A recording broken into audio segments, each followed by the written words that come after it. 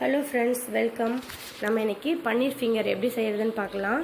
இது குழந்தைங்கள் வந்து ரொம்ப விரும்பி சாப்பிட்ற ஒரு டிஷ் கூட. பெரியவங்களுக்கும் ரொம்ப பிடிக்கும். இது ஈவினிங் ஸ்நாக்ஸாக சாப்பிட்டுக்கலாம். பன்னீர் ரொம்ப உடம்புக்கு நல்லது. பன்னீர் நான் 200 கிராம் அளவுக்கு எடுத்திருக்கேன். அதை வந்து உங்களுக்கு என்ன சைஸ் வேணுமோ அந்த சைஸில் கட் பண்ணி வச்சுக்கோங்க. நான் நீளமாக கட் பண்ணி வச்சுருக்கேன். அடுத்தது பிரெட் கிராம்ஸ் வந்து ஒரு 2 பிரெட் எடுத்து நீங்கள் மிக்சியில் அடித்து வச்சுக்கோங்க, இந்த மாதிரி தூள் தூளாக. அடுத்தது உப்பு, மிளகாத்தூள், அப்படி இல்லைன்னா குழம்புக்கு போடுற நம்ம அதை எடுத்துக்கலாம். அந்த மிளகாத்தூள், பிளாக் பெப்பர், மஞ்சள் தூள் எல்லாமே எடுத்து இந்த பன்னீரோடு நம்ம பரட்டி வச்சிடணும். அடுத்தது இது வந்து மாவு ஐட்டம். மைதா மாவு 2 டேபிள் ஸ்பூன், கார்ன்ஃப்ளவர் வந்து ஒரு 3 டேபிள் ஸ்பூன், உப்பு, மஞ்சள் தூள், பிளாக் பெப்பர் எடுத்துக்கோங்க. இது எல்லாத்தையுமே நம்ம மாவில் போட்டு மிக்ஸ் பண்ணுவோம். ஃபஸ்ட்டு இப்போ பன்னீரில் வந்து நம்ம எடுத்து வச்சுக்கிற மஞ்சள் தூள், மிளகாத்தூள், மிளகு, உப்பு எல்லாத்தையுமே இந்த பன்னீரோட மிக்ஸ் பண்ணி வச்சுக்கலாம். இதை நீங்கள் கை விட்டு பரட்டினீங்க அப்படின்னா இந்த பன்னீர் வந்து உடஞ்சிரும். அதனால நீங்கள் அப்படியே குலுக்கி பரட்டி வைங்க. ஃபுல்லாக மிக்ஸ் ஆகிற மாதிரி ஸ்பூனில் இல்லை பாத்திரத்தில் அப்படியே குலுக்கி இந்த மாதிரி ஒரு 10 நிமிஷம் ஊற வச்சுருங்க. அடுத்தது நம்ம மாவு ரெடி பண்ணிக்கலாம். மைதா மாவு, கார்ன்ஃப்ளவர், எடுத்து வச்சுருக்கிற உப்பு, மிளகாய் எல்லாத்தையுமே சேர்த்துக்கலாம். கொஞ்சமாக தண்ணி ஊற்றி நீங்கள் கொஞ்சம் கெட்டியான பதத்துக்கு கரைச்சிக்கோங்க. மாவு தண்ணியாட்ட போயிடுச்சு அப்படின்னா பன்னீரோட ஒன்றா ஒட்டாமல் போயிடும். ஸோ ரொம்ப கெட்டியாக நீங்கள் வச்சிங்கனாலும் மேலே மாவு மட்டும் தனியாக வந்து கெட்டியாக ஒரு கோட்டிங் இருக்கும்.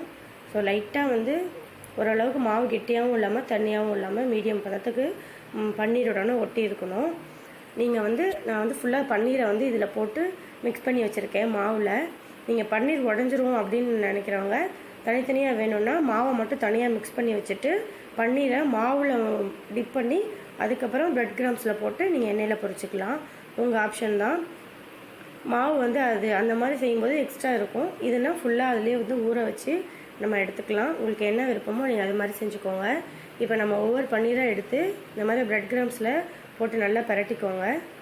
மாவு எங்கேயுமே தெரியக்கூடாது. ஃபுல்லாக எல்லாமே வந்து அந்த பிரெட் கிராம்ஸ் வந்து ஃபுல்லாக ஒட்டி இருக்கணும்.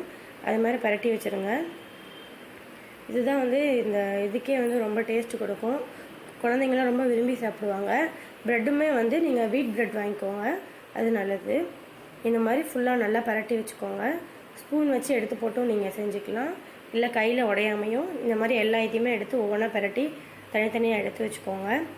சப்போஸ் ப்ரெட் கிராம்ஸ் இல்லை அப்படின்னு நினைக்கிறவங்க மைதாவில் வந்து உப்பு போட்டு அதில் வந்து லைட்டாக வந்து பரட்டி விட்டு கூட நீங்கள் ட்ரை பண்ணி பார்க்கலாம்.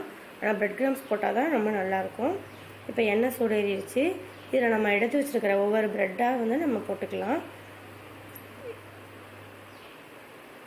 பாருங்கள், இது வந்து கரெக்டான பதம். ரொம்ப எண்ணெய் காஞ்சி போட்டோம்னாலும் மேலே இருக்கிற தூள்லாம் உதிர்ந்துடும்.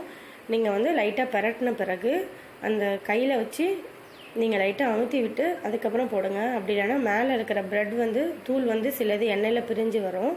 அதனால ப்ரெட் கிராம்ஸில் உருட்டினதுக்கப்புறம் கையில் வச்சு லைட்டாக தட்டி விட்டு அதுக்கப்புறம் நீங்கள் எண்ணெயில் போடுங்க.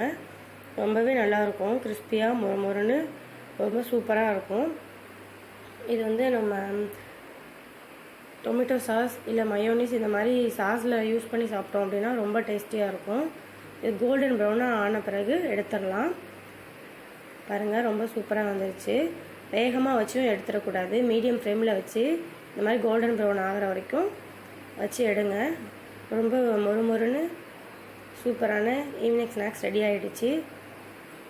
பாருங்கள் எவ்வளோ நல்லாயிருக்கு. குழந்தைங்களாம் ரொம்ப விரும்பி சாப்பிடுவாங்க. இதே மாதிரி நீங்கள் காலிஃப்ளவரில், உருளைக்கிழங்குல, முட்டையில் எல்லாத்துலேயுமே செஞ்சு ட்ரை பண்ணி பாருங்கள். ரொம்பவே நல்லாயிருக்கும். இதில் பெஸ்ட்டு வந்து பன்னீர் தான். எவ்வளோ எம்மியாக இருக்குன்னு கண்டிப்பாக உங்களுக்கு பிடிக்கும். நீங்கள் ட்ரை பண்ணி பாருங்கள். உங்கள் வீட்டில் இருக்கிறவங்களுக்கும் செஞ்சு கொடுங்க. செஞ்சு பார்த்துட்டு எப்படி இருக்குன்னு கமெண்ட் சொல்லுங்கள். உங்களுக்கு பிடிச்சிருந்துச்சுன்னா என் சேனலை சப்ஸ்கிரைப் பண்ணுங்கள். தேங்க்யூ. Happy cooking.